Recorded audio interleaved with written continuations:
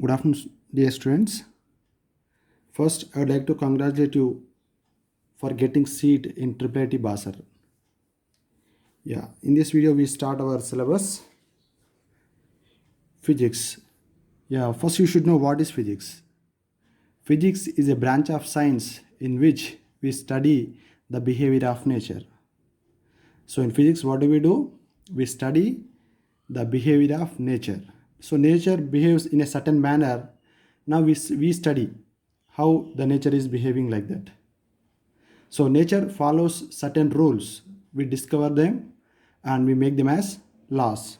For example, Newton's universal law of gravitation. He discovered this one. How? So one day when he was sleeping under apple tree, what happened? Apple fallen on his head.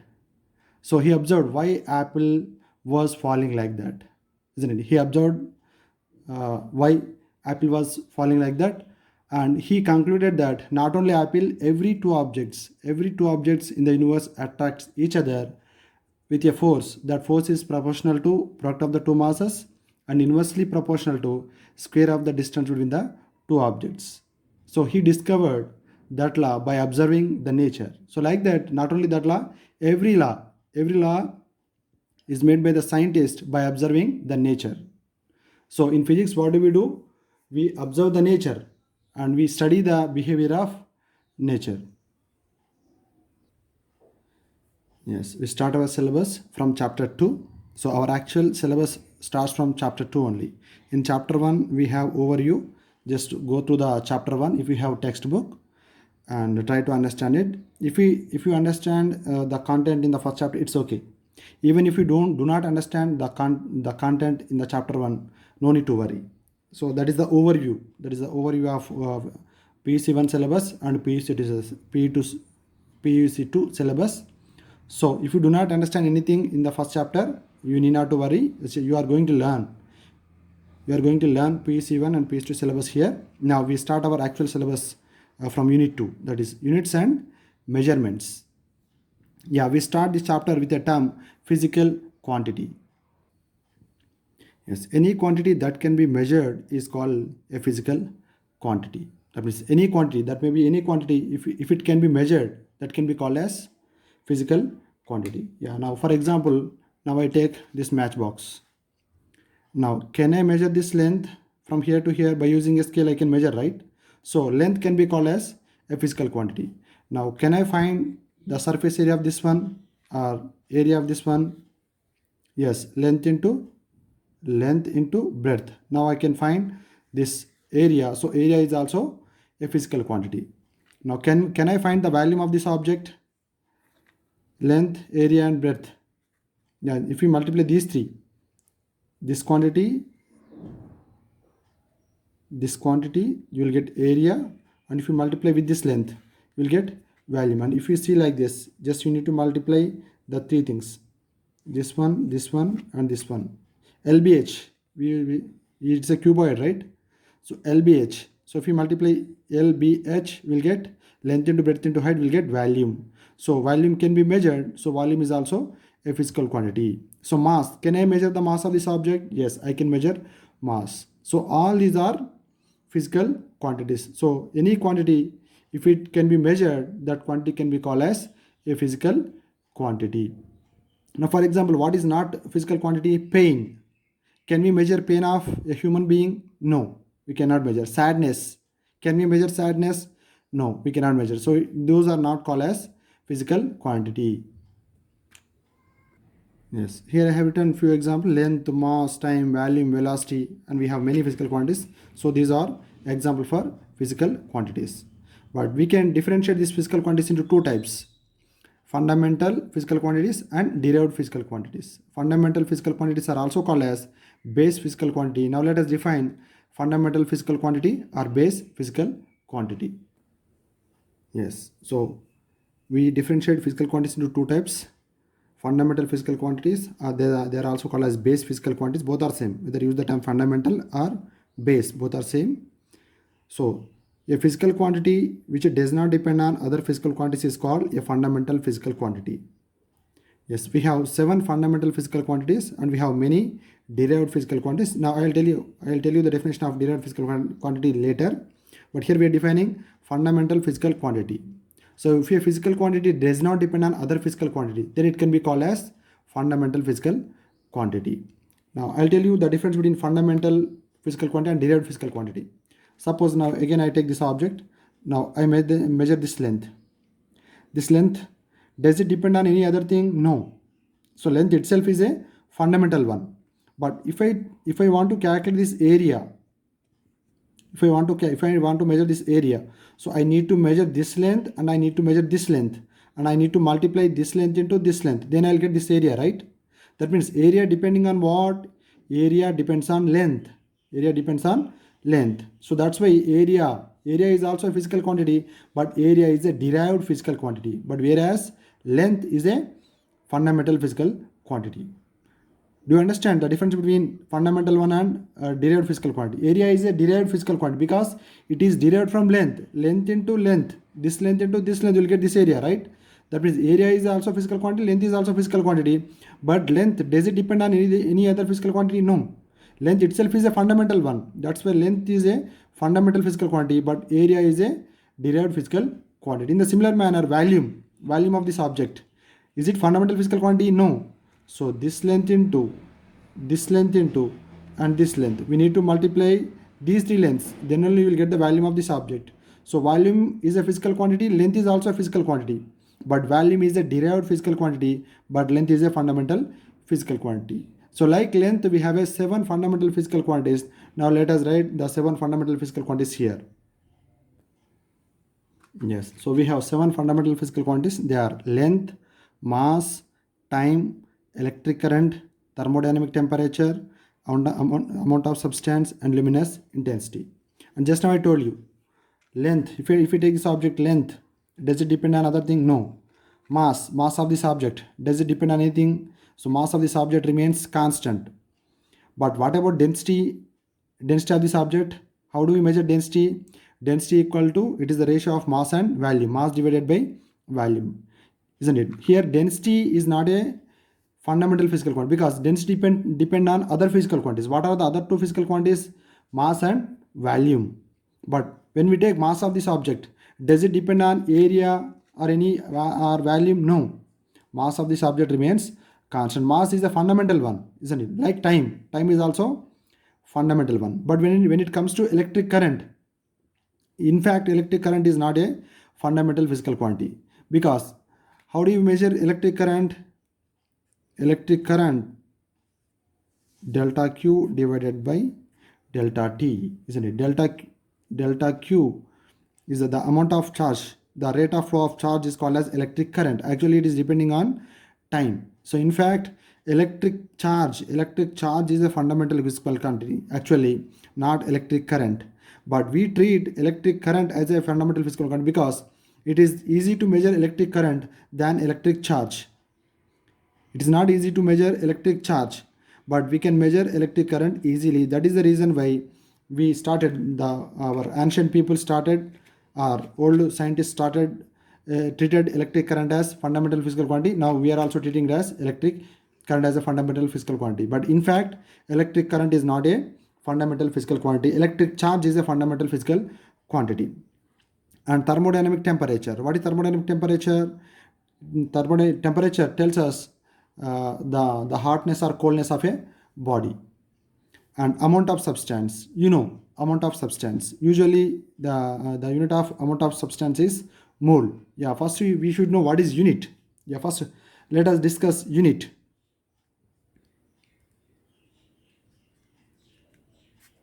Yeah, it's a very important term, unit.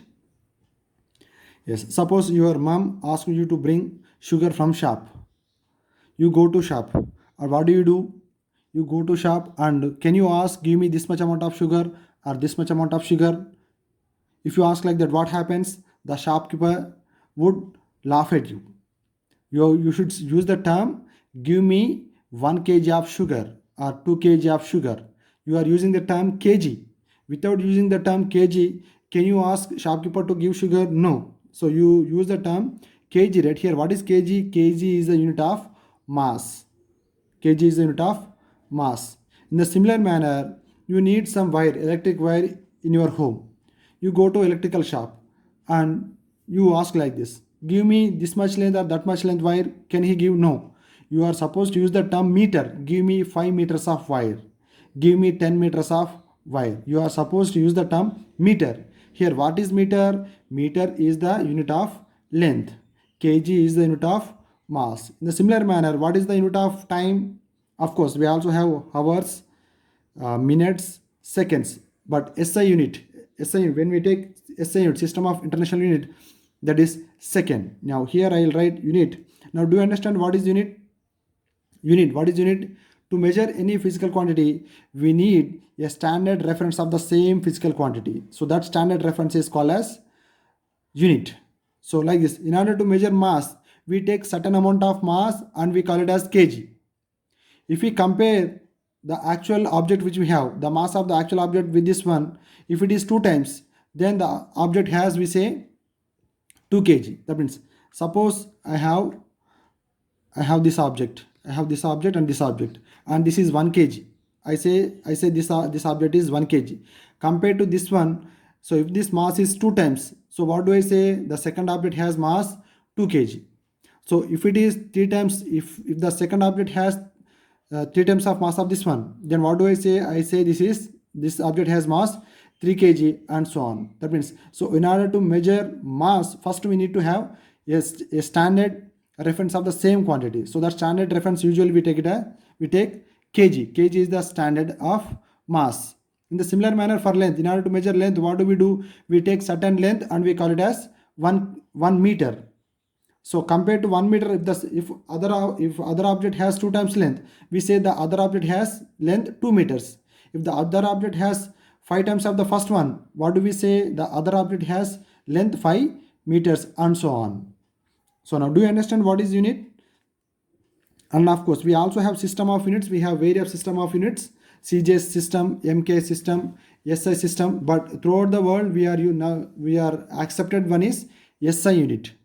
Now let us see the units of the 7 fundamental physical quantities and symbol.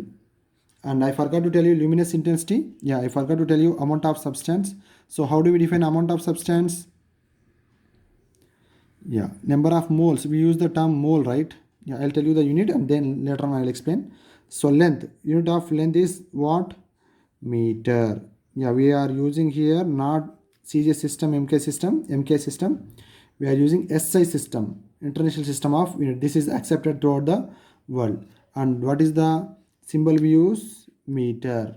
We use small m. For mass, what is the unit we have? SI unit, kilogram, but we write kg. Time, what is the unit of time? SI unit, that is second. The symbol which we use is second. Yes. Electric current, ampere. Yes, is the term ampere. Thermodynamic temperature, of course, temperature we can measure. We usually measure temperature in degrees Celsius, but in fact the SI unit of temperature is Kelvin. It is also called as absolute temperature, Kelvin. We use the term capital K. And amount of substance, we use mole. We say simply we write mole. And luminous intensity, the unit of luminous intensity is candela. We use CD. The first 5 things you know. Ampere, 1 ampere means, yeah, meter, kilogram, second, you know. Ampere, 1 ampere means, what does it mean? 1 ampere is equal to 1 coulomb per 1 second. In a wire, suppose we have a wire like this. In this wire, if 1 coulomb charge flows in 1 second at a point, then the current is equivalent to how much? 1 ampere. And thermodynamic temperature, yeah, we have different types of scales. So Fahrenheit scale, degree Celsius scale, and Kelvin scale. These 3 are famous one, but absolute temperature gives us Kelvin scale. That's why we measure temperature in kelvins, not in degrees Celsius. The SI unit of temperature is Kelvin. Now when it comes to mole, How do we write mole? So how do we define mole? Mass by molar mass. Mass by molar mass. So this is the definition of mole. Or we can also write, we define 1 mole. When you define 1 mole, what happens is 1 mole is equal to Avogadro's number 6.023 into 10 power 23 number of molecules. This means, suppose I have a molecule O2, oxygen molecule. So if I place O2 molecules, these many number of molecules in a container. So O2 molecules we have here, and how many number of molecules? So 6.023 10 power 23 number of molecules I have. Then I can call it as 1 mole of O2, 1 mole of oxygen. Suppose here I have 2 times of this number, 2 times of 6.023 into 10 power 23 molecules of oxygen. Then this oxygen can be called as 2 moles of oxygen. Not only oxygen, the molecules may be hydrogen or any gas. So if we take these many number of molecules at one place, this quantity is equal to 1 mole. If the value is 4 times of this one, then the quantity can be called as 4 moles, and so on. If we have 10 times of this value in a container, suppose here we have 10 times of this quantity in this container. Suppose I have helium gas inside this container, and how many times? 10 times of this number. Then this can be called as 10 moles of helium. Now do you understand what is 1 mole? 1 mole means, if you keep these many number of molecules, what is these many number? 6.023 into 10 power 23 number of any molecules. That quantity can be called as 1 mole of that substance. If you place oxygen, it is called as 1 mole of oxygen. If you place hydrogen molecules, then that quantity can be called as 1 mole of hydrogen, and so on. Now next, intensity, luminous intensity. The power radiated through unit solid angle is defined as luminous intensity. Now I'll explain what is solid angle. Now I am going to explain what is solid angle, but the definition of luminous intensity is the power radiated through unit solid angle is defined as luminous intensity. So here we call these seven as fundamental or base physical quantities, and these are the units which we use. And which type of units? SI units. Remember, SI units only valid whenever you write answer. You are supposed to use units. Suppose a question is asked in the exam. Suppose you are getting mass is asked in that question, and you get 10 kg. So finally you need to write m equal to 10 kg. Then only you will get full marks. You are supposed to use the term kg. If you simply write 10, does it make any sense? No. M equal to 10 means it doesn't make any sense. Suppose if in a question, if length is asked, so suppose you are getting answer 20, then length equal to, you are supposed to write 20 meter. This is the quantity and this is the unit. You are supposed to keep unit here, isn't it? The respective unit. Without, if we do not write unit, it doesn't make any sense. So whenever you write in physics, whenever you write like this, you are supposed to use units also. Without unit, it doesn't make any sense. Yes, just now I told you, yeah, physical quantities are mainly two types, that is fundamental and derived. Fundamental or base physical quantities and derived physical quantities. So we also have another type, that is supplementary physical quantities. Yeah, we have two supplementary physical quantities. Now I'll explain them and I'll tell you why they are not called as base quantities and why they are not called as derived physical quantities. The first one is plane angle. Plane angle. Yes, suppose we have an arc. We have an arc here. This is the center of the arc. This is the radius of the arc and this is the length of the arc, isn't it? And here this arc makes certain angle at the center. This angle is called as plane angle. Usually we use the term theta, isn't isn't it? Yes. And theta is equal to, we define as S by R. Theta is equal to S by R, isn't it? Yes. This plane angle, this angle theta is called as plane angle, because this angle is restricted to only this plane, right? So this object, the arc is on this plane, and this radius is in this plane, isn't it? Yes. So here this angle theta is subtended by the arc at the center of the circle. I mean, actually this arc means, if we extend this one, this side and this side, what do you get, guys? We get a circle. Arc means it is a part of circle, isn't it? Yes. So the angle made by the arc at the center of the circle is how much? Theta. And theta is equal to, we define like this. It is the ratio of circumference of the length of the arc and radius of the circle, isn't it? Yes.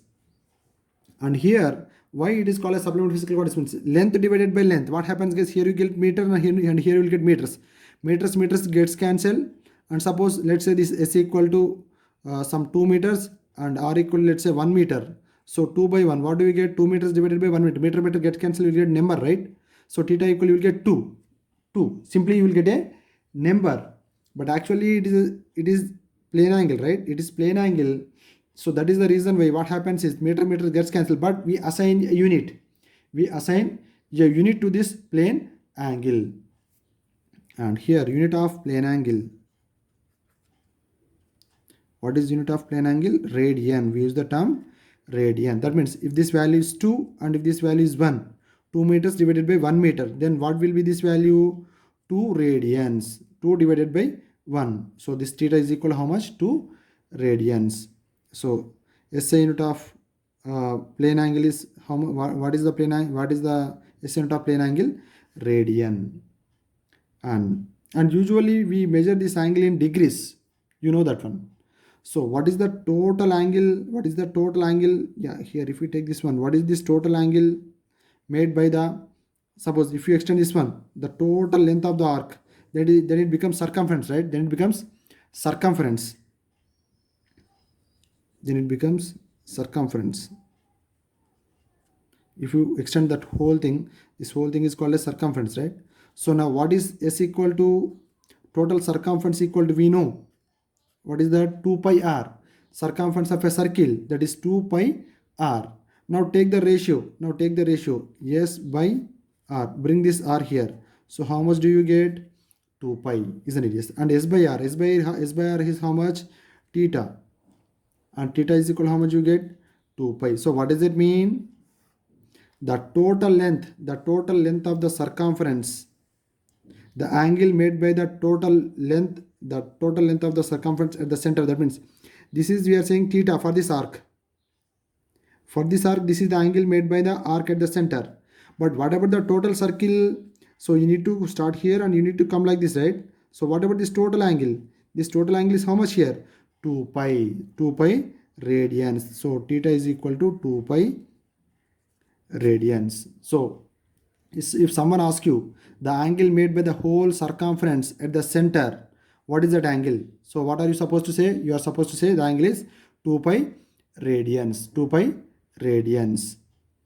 And we also convert, you can also convert, actually radian is the SI unit, but we also use the term degrees.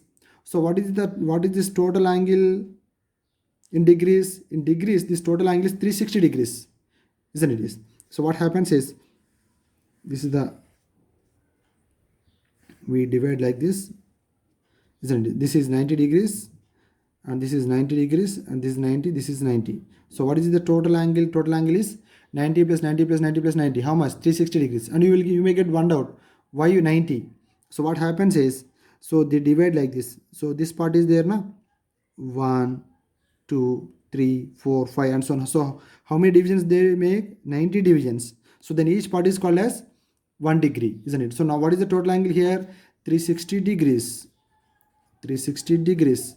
In radians, so how many radians? Here I am telling you conversion, how we convert from degrees to radians or radians to degrees. So 360 degrees is equal to how many radians? 2 pi radians. Now 1 degree is equal to how many radians? 2 pi by 360 radians. This is the way we convert. So 1 degree equal to 2 pi by 360 radians. Or you can also convert from radian to degrees. So now 1 radian. here keep 1 here and bring 2 pi here. 1 radian. 1 radian is equal to 360 by 2 pi degrees, isn't it? 1 radian equal to 360 by 2 pi. Remember one thing, this is very, very important point. Radians is the SI unit. Radians is the SI unit, not degrees. For our convenience, we use the term degrees, but in fact, degrees is not the SI unit, isn't it? Yes. So in this circle, what's happening? The total circumference is equal to, what do we get? Total circumference is equal to 2 pi r. This we know. 2 pi r, isn't it? Now when you bring r here, what do you get? S by r. But what is S by r? The ratio of total circumference and radius. So that is the theta, that is angle theta. So here in this case, what is theta? Theta is the angle. Theta is the angle made by the whole circumference at the center. And what is the maximum angle we are getting? 2 pi. 2 pi is the maximum plane angle. When you get radians, so the angle must be 2 pi only, not more than 2 pi. Now here discuss one thing. Now we have a semicircle. This is the center of the circle. Now what is the angle made by the semicircle at the center? What is this angle? How much is this angle? Yeah, this total angle is 2 pi, right? Semicircle means half of the circle. Then what should be this angle? This angle must be how much? Pi radians. Pi radians. And if you take only quarter part of the circle, this is semicircle, right? Now only take quarter part from here to here. Now what about this angle? Only this angle. This angle is how much? Pi by 2. This whole is pi. Then what will be this value? Pi by 2. And in MCQs, usually we get this type of questions. What is the angle made by the semicircle at the center? Or what is the angle made by the quarter part of the circle at the center? Such type of questions may be asked in the exam. So you need to remember all these things. Now the next supplementary physical quantity is solid angle. Solid angle. Now I try to explain here. Now let's say this is the center of the sphere. Now take a small portion.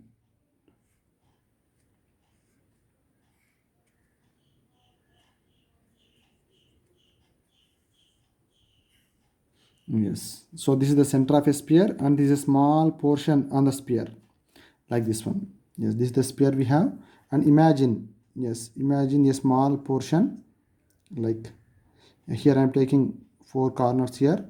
Now from each corner, now draw a line from each corner to the center. That's what I am doing here. From each corner to center, I am drawing a line here. Now in these 4 lines, there is a gap, right? There is a gap, right? So this angle is called as solid angle. This is a 3-dimensional angle. So whatever the angle which we are getting here, it's a 3-dimensional angle. But here, whatever the angle which we are getting, this is a plane angle. It is restricted to only one plane. But what about this angle? This is not restricted to one plane. It is a 3-dimensional. It's a 3-dimensional angle. Do you understand? So it says here I have a sphere. I am taking a certain, I am imagining a certain area here. From this corner, from this corner, from this corner, from this corner, I am drawing a line towards the center. That's what I am showing here. And here we define we say pi. This angle we represent with pi. Now we define this solid angle like this. Pi is equal to, it is the ratio of area. This a, whatever the area which we are taking here. If this area is A and the radius is R, this is A and this is R. So it is the ratio of area and R square. Area and R square. And again, what is the unit of area? Meter square. What is the unit of R? Meter. Meter we have square. So meter square gets cancelled. So what do you get? You will get a pure number. That is the reason why this here also S by R, meter divided by meter, isn't it? Simply you will get a number. Here also will get a number. That's why these two quantities are called as supplementary physical quantities. They are not base physical quantities and they are not derived. We do not call them as derived physical quantities because they are simply numbers. They do not have any units. But in order to understand, we are assigning a unit. We are calling it as radian, and here we call it as steradian. The unit of solid angle is steradian. So here we write unit. here I forgot to write. For a complete cycle, for a complete circle, this is we are writing here unit is steradian. It is steradian, and we use the term SR. And for radian, we say, and simply we write RAD, steradian. For a complete sphere, what is the total area, guys? You know the formula. What is that? 4 pi r square. 4 pi r square. That means, so if we have this total area, if the radius is r, so what is the total area? A is equal to 4 pi r square. Now A by r square is equal to, what do we get? 4 pi. And A by r square is how much, guys? Pi. Pi is equal to 4 pi. That means, what does it mean? That means, so what is the maximum possibility of solid angle? 4 pi steradians.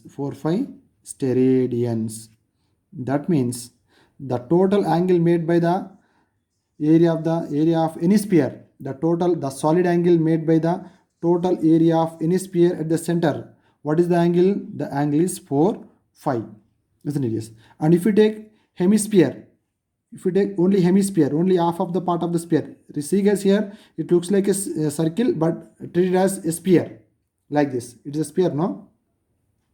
Now what is the solid angle made by hemisphere at the center? For total sphere, what is the angle, guys? 4 pi. So if we take only half of the sphere, hemisphere, what will be the angle? 2 pi steradians. So this type of questions may be asked in the exams. If we take only quarter part of sphere, so what is this angle? Solid angle. It's not a plane angle, it's a solid angle. In this case, what is this angle? Pi steradians, and so on. So this is the way you need to remember.